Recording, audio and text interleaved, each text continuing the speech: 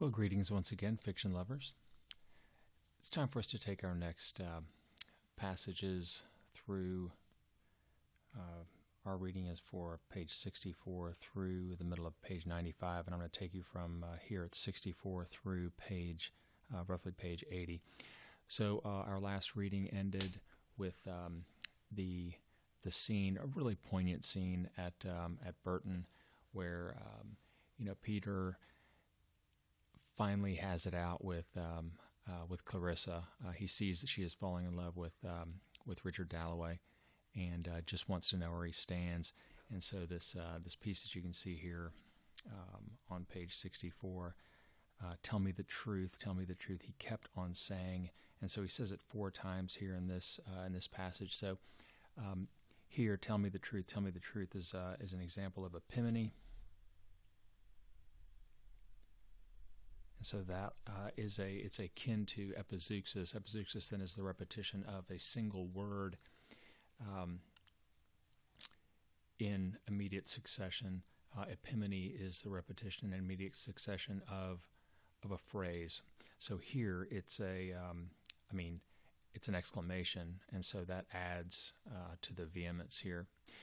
And so this break here after he never saw her again. Then it was awful, he cried, awful, awful. And so, you've got the combination here of its extended diacope. So we know diacope is a word that is repeated, and generally it's interrupted with some sort of intervening matter. So, and a lot of the rhetorical figures will combine, and occasionally you'll have in a short passage isocolon or tricolon, where you've got the similar grammatic constructions, and then as in this case, you've got the extended diacope, and then you've got the epizeuxis there at the end again for vehemence.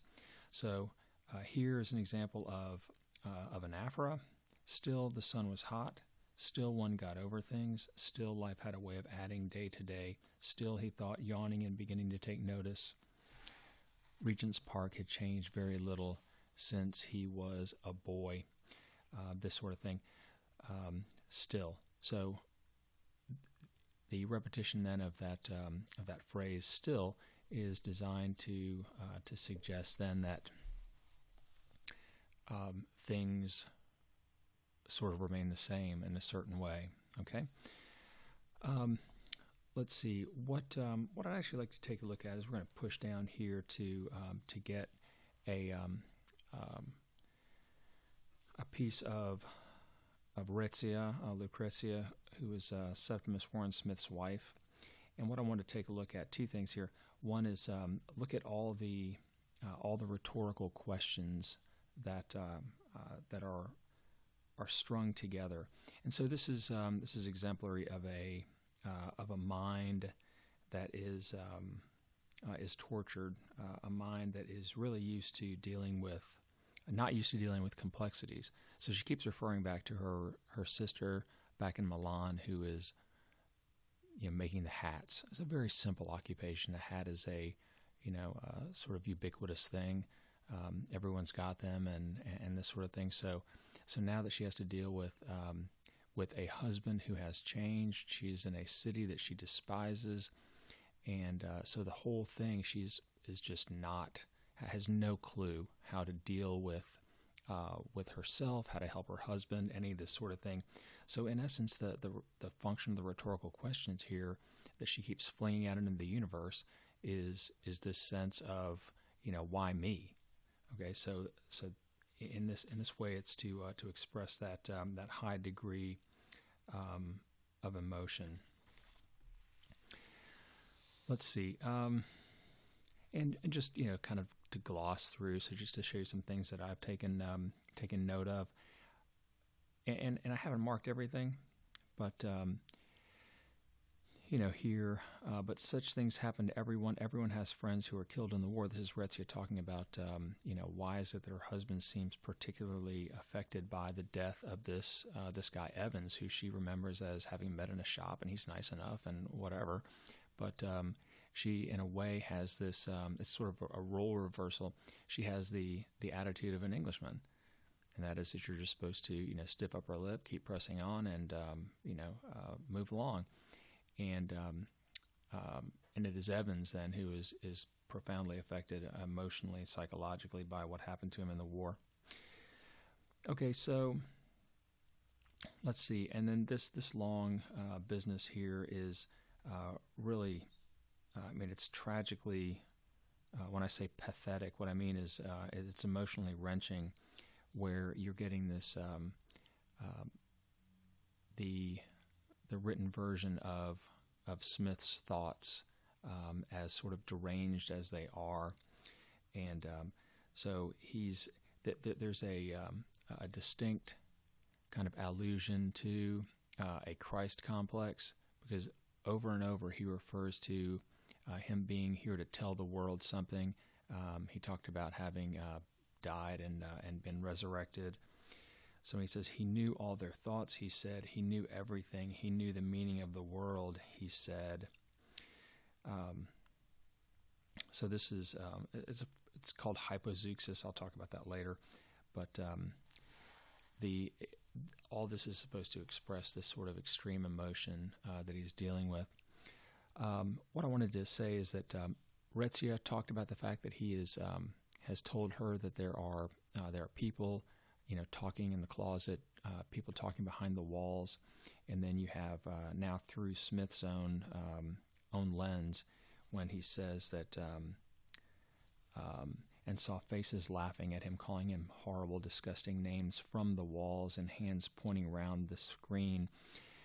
This is likely an allusion to a short story by a woman named Charlotte Perkins Gilman. It's called The Yellow Wallpaper, and it's about a woman who has been confined by her doctor. I'm pretty sure this is like postpartum, so she's had a baby, and the doc says, "Hey, the best thing for you is just to eliminate stimulus and distractions." And so she's basically shut up in her room, and she starts to go bananas, sees things in the wallpaper, people talking, and that kind of thing.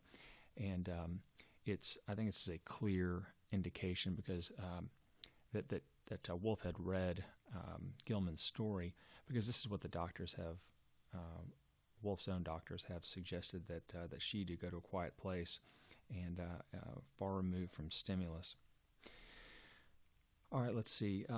So nice example here of paradox, when she's taking her wedding ring off because she says that she's grown so thin with worry and sickness, heart sickness, and he's wondering, like, why'd you take your wedding ring off? The symbology of it, and she tells him it won't stay on, and so their marriage was over, he thought, with agony, with relief. So again, here's a good example where you've got the parallel structure with agony, with relief. So that's exemplary of anaphora, but it's also isocolon, because the two phrases run in parallel, and it's paradox because with agony and with relief is this thought that the marriage is over. These strange allusions that Smith has to, where he says, after all the toils of civilization, Greeks, Romans, Shakespeare, Darwin, and now himself was to be given hold to whom, he asked aloud. So he wants to tell the prime minister all the things that he has learned.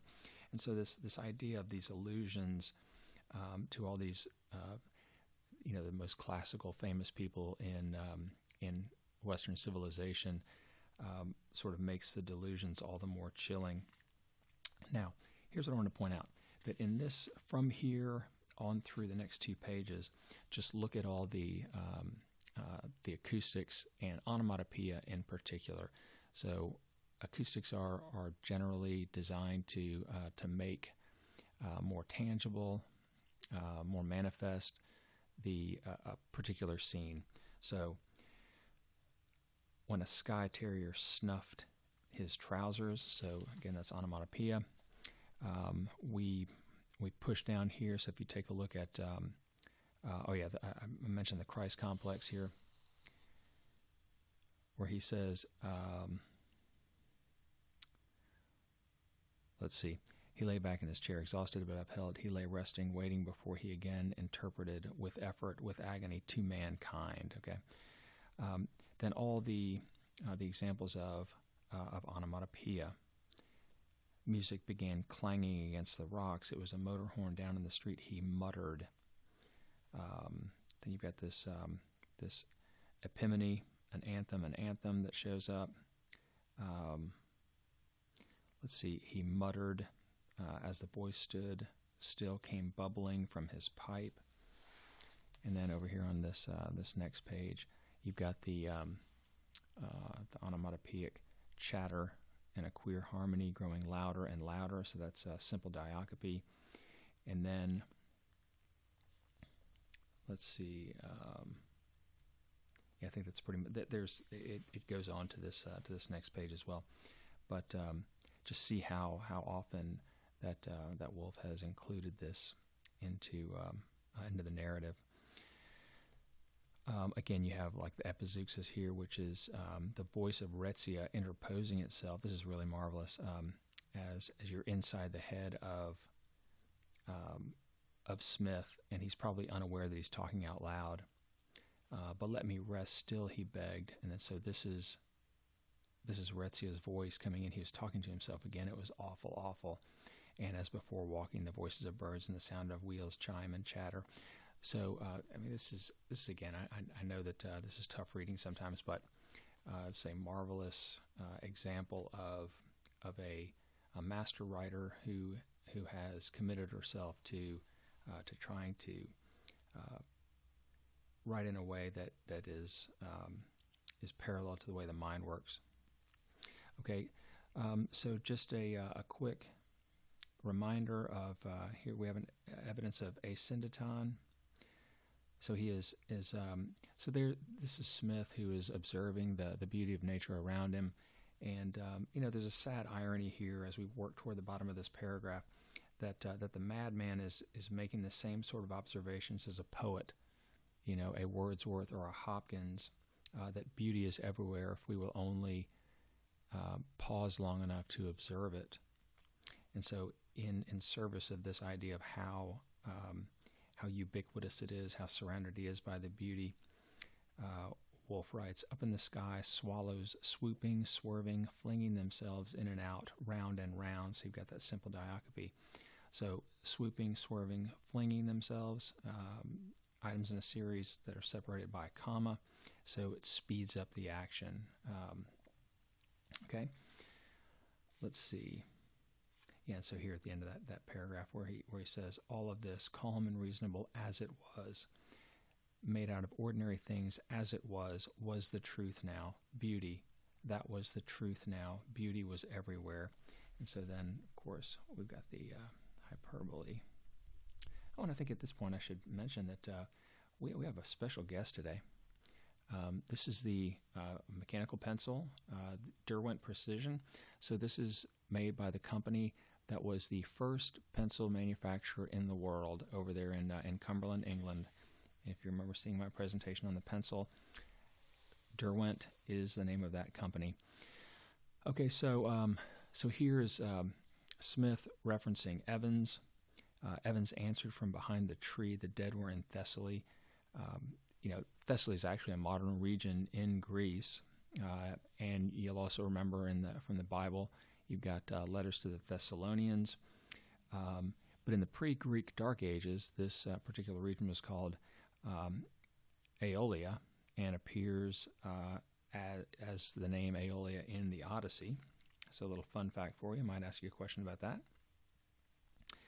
Let's see. Okay, so here we have a Big Ben chiming. We're grounded then in the narrative. We're at 11:45. And now, so just look how seamlessly we've gone from this interchange between, it's sort of in the mind of Septimus Smith, and his wife makes an appearance here and there where she says to him, "I'm so unhappy, Septimus," trying to make him sit down, and now Peter emerges. So we see that what Septimus sees as a dead man walking toward him in a gray suit is actually Peter Walsh. So there's a there's sort of an irony there associated with Peter Walsh making an appearance. Let's see. Oh, yes, it's a great example of how Cubism has made an appearance in the novel. So you can bank on a question here. As Peter is reflecting on the fact that that young women they're all made up. It's been so long since he's back to England. He's sort of astonished by the fact that this is occurring, and so he says, every woman, even the most respectable, had roses blooming under glass, lips cut with a knife, curls of Indian ink. There was design, art everywhere. A change of some sort had undoubtedly taken place, and he's talking about the makeup. So this is absolutely the influence of Cubism on the narrative by Woolf, as he looks at this sort of hyper-realistic and angular view of the business about lips cut with a knife. Okay.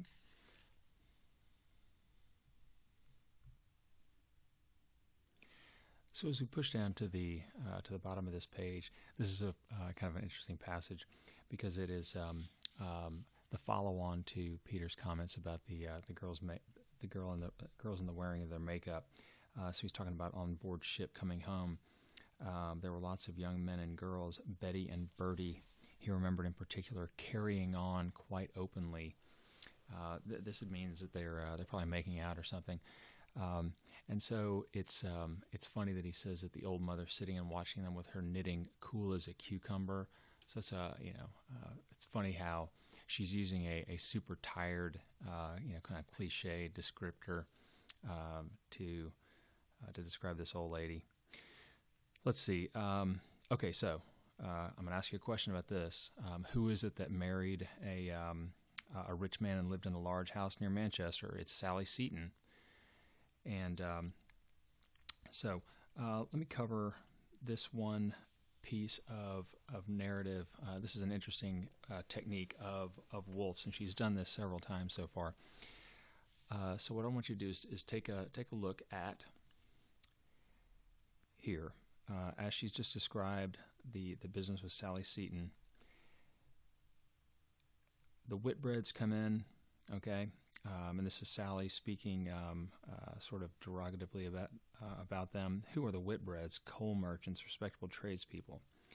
Hugh she detested for some reason. Now, so what then Woolf does is she drops this in as she has introduced characters. You notice that the characters have come in as though they are, water, little rivulets, tributaries that are feeding into a larger sort of narrative stream that becomes a river. And so Hugh she detested for some reason. And then he thought of nothing but his own appearance. She said, okay, so what's going to happen over the course of the next several pages is that Woolf is going to feed you bits of information relative to what it is that Sally doesn't like about Hugh. So my note here is to be on the alert now that Woolf is going to drop this reference and then incrementally fill the narrative trench that she's dug. And of course, Hugh had the most extraordinary, the most natural, the most sublime. Okay, so you've got the most this, the most that. So it's all that anaphora. Sublime respect for the British aristocracy of any human being he had ever come across. So you've got that hyperbole, and notice that when Peter Walsh speaks, he speaks in exaggerated tones quite often, and it's just exemplary of his high strung nature, high level of emotion. Okay, and then we get the business here about what sort of disdain Sally has for Hugh Whitbread. She has sort of called him out there back when they were at Bourton, talking about women's rights, when Sally suddenly lost her temper, flared up, and told Hugh that he represented all that was most detestable in British middle-class life. Of course, hyperbole there to emblematic of her emotion. she told him that she considered him responsible for the state of those poor girls in Piccadilly. So these are presumably prostitutes. And then Hugh, of course, was horrified. He's read nothing, thought nothing, felt nothing. So this is an example of epistrophe. Don't be surprised if that makes an appearance on the quiz. All right, and so now here is our second reference to the business about why Sally doesn't like Hugh. She was really spiteful. For some reason, had some grudge against him. Something had happened. He forgot what in the smoking room. And then he had insulted her, kissed her. Incredible. Nobody believed a word against Hugh, of course. Who could? He's so upstanding. Kissing Sally in the smoking room. If it had been some honorable Edith or Lady Violet, perhaps, but not that ragamuffin Sally without a penny to her name and a father or a mother gambling at Monte Carlo. So notice two things. One is that this echoes Sally, kissing Clarissa in an earlier scene that Clarissa remembers, of course. And then it also echoes the conversation earlier in flashback from that summer at Bourton, where a neighbor has brought the serving maid that he has married, and there's this distinct sort of disdain for anyone who is below your sort of your social station, and so this comes back again that a guy like Hugh would never lower himself to even kiss a girl like Sally Seaton. So now all this stuff here regarding employment and so on. This is Peter's kind of continuing self-pity as he is making these sort of snide remarks about Hugh Whitbread, and he'd found his job, married his honorable Evelyn. So this is of course sarcasm. Got some little post at court, look after the king's cellars, polish the imperial shoe buckles, went about in knee breeches and lace ruffles. How remorseless life is, a little job at court. And of course, Peter would do anything to have a little job at court like Hugh Whitbread has. Let's see. So then Hugh's wife is described here as she was one of those obscure mouse-like little women who admire big men, big, of course, being important, wealthy, and so on. So I would be prepared to parse that implied simile there, okay? Then it's Evelyn Whitbread as like a mouse. So she's the tenor, the mouse is the vehicle, and then what are we talking about relative to a mouse? Mice are generally gray, so they're plain. They are timid, and these sorts of things. Okay, so there's your ground to deal with.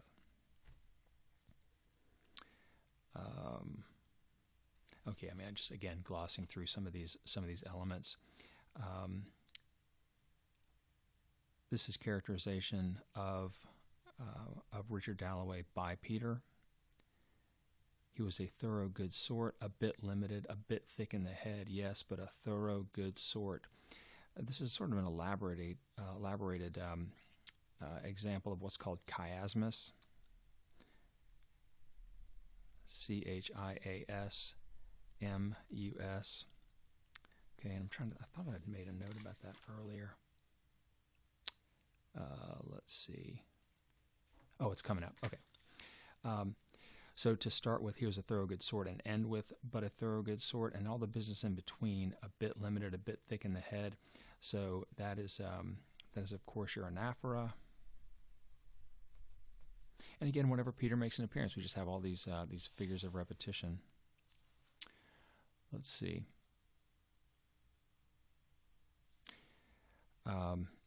Okay, so then again, Peter, we're in flashback. Seriously and solemnly, Richard Dalloway got on his hind legs and said that no decent man ought to read Shakespeare's sonnets because it is like listening at keyholes. Besides, the relationship was not one that he approved. This is, Shakespeare and his and the lover, the dark lady in particular. And then he may also be talking about the love between men, the fair young man and and the speaker in Shakespeare's sonnets. So the tenor here is going to be Mrs Dalloway. The vehicle is a trained dog, and then the ground is going to be an animal that performs on command. Alrighty? Okay. Let's see. Let's go ahead and push on over here to the next couple of pages. Try to get this thing under 30 minutes. Oh, here we go. As Peter is in reflection, thinking about Clarissa,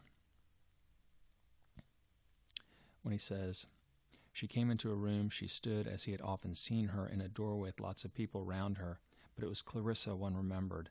Not that she was striking, not beautiful at all. There was nothing picturesque about her. She never said anything especially clever. There she was, however, there she was." And I'm going to point this out. This is the way the novel ends, with that exact statement, that phrase, "There she was," and it's said by Peter. So here, "There she was, however, there she was." This is not an example of epimony, even though you have the repeated phrase. This would be an example of simple diacope. Okay. Let's see. And so here is a perfect example, an excellent example of epizeuxis that is used to express extreme emotion. So as he's thinking about her, and then no, he was not in love with her anymore. This is a man who is trying to convince himself of something, and it is quite frankly not believable. So yeah, I'm going to ask you a question about this. I'm going to ask you to identify that particular figure as epizeuxis, and I'm going to ask you, what is its effect?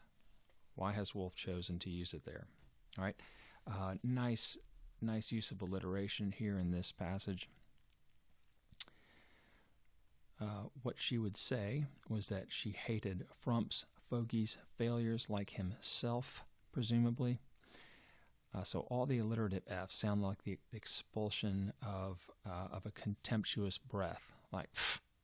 Right? We've all heard this done before. Okay, so these great swells, these duchesses, these hoary old countesses. Again, you have the anaphora there for vehemence.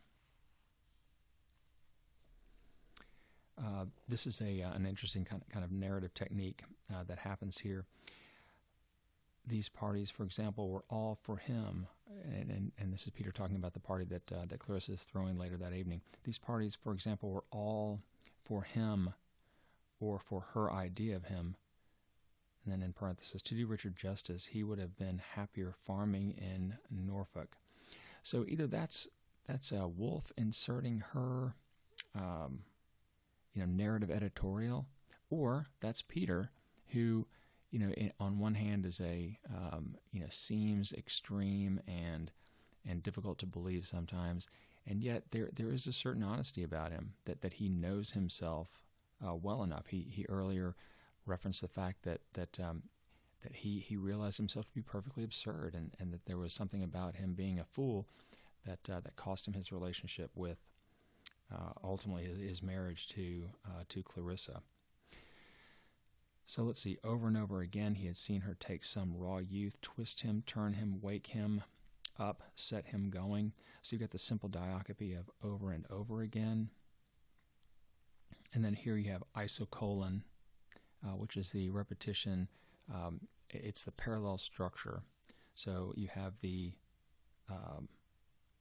verb, pronoun, him, verb, pronoun, him. So in addition to isocolon, of course, it is epistrophe, because the word him shows up at the ends of these phrases. And here's the device called chiasmus. It's a device of repetition that I wanted to point out to you. But odd, unexpected people turned up. An artist sometimes a writer. All right, so chiasmus is it's Greek for diagonal arrangement, and here it's used for grace and also for the emphasis on the business about the writer. So it's always, you see it A-B-B-A, so it's a reversal of elements in close proximity, and again it's for emphasis. Just a quick explanation of an allusion here at the bottom of the page. I assume that you have recognized the fact that there's a good deal of atheism in the book, and that is that Clarissa doesn't believe in God. And so here we have the example of she is influenced by two men who are creationists. Okay, as we are a doomed race, chained to a sinking ship. Her favorite reading as a girl was Huxley and Tyndall, and they were fond of these nautical metaphors. This is John Tyndall. He's a 19th century Irish physicist. And then this is Thomas Huxley, a 19th century English biologist who was known as Darwin's bulldog.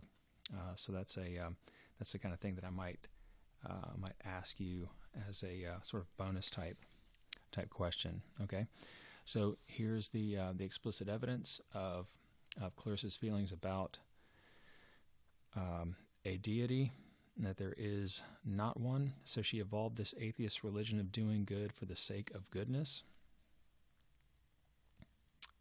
Let's see. So here's Peter reflecting on Clarissa. She enjoyed practically everything. If you walked with her in Hyde Park now, it was a bed of tulips. Now a child in a perambulator. It's a carriage. Now, like a stroller. Now some absurd little drama she made up on the spur of the moment. Okay, and then reflexively we go back. Very likely she would have talked to those lovers if she had thought them unhappy. Of course, this is Rezia and Septimus that he's referring to here. Okay. Let's see. Again, his mind is just sort of roaming all over the place associatively. He's talking about Elizabeth, and now Elizabeth was out, presumably. I mean, he had just characterized here at the bottom of this page as being, like a super obedient child, despite the fact that she's 18 now. Okay, and so this would have been like 5 years ago, I guess, when she was 13, but she still behaves, in Peter's estimation, as though she's 4. May I go now like a child of 4, going off, Clarissa explained, with that mixture of amusement and pride. And now Elizabeth was out, presumably. So remember, like the Bennett girls, presented formally to society and is able to, to attend dances and this sort of thing, although Elizabeth doesn't seem to have very much interest in that enterprise. Let's see, and then I'll probably ask you a question about how old is Peter Walsh. He has declared himself to be 53. A terrible confession it was. He put his hat on again. But now, at the age of 53, one scarcely needed people anymore. Life itself, every moment of it, every drop of it, here, this instant, now, in the sun, in Regent's Park, was enough. Too much, indeed. That's an example of ellipsis, so we have an incomplete. The main clause is missing the verb then, yeah? Okay, so I'm going to finish this here, and then I'll continue in the next video.